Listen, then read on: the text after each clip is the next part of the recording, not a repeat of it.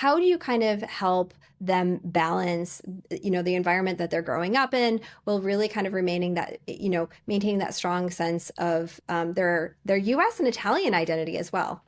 I don't think we really force it or make it a big thing. However, we do have rituals and traditions that are in place, whether they be, what holidays to celebrate or how we read to them before bed in our native languages, how we speak to them in our native languages only, maybe sometimes in French as well, or read to them in French as well, because of course, naturally, I also have French materials nearby.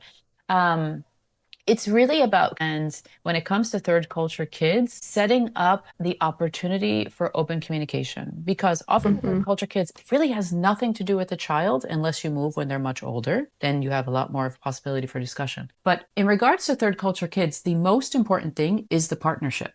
Because if Hmm. that's solid, then everything else will kind of fall into place. If you're living in another culture and the kid has a question about how someone did something at school and maybe they're ashamed that the way it was presented to them, they need to be able to come back home and talk to you about that. So it's really, when it comes to third culture kids, it's all about the stability and the concrete foundation that exists at home of open communication, the possibility to discuss anything. That is really the number one. And so that's something that we practice at home. I would say the most important thing we practice at home. Everything else, the routines, the prioritization of different customs and traditions, that's really secondary.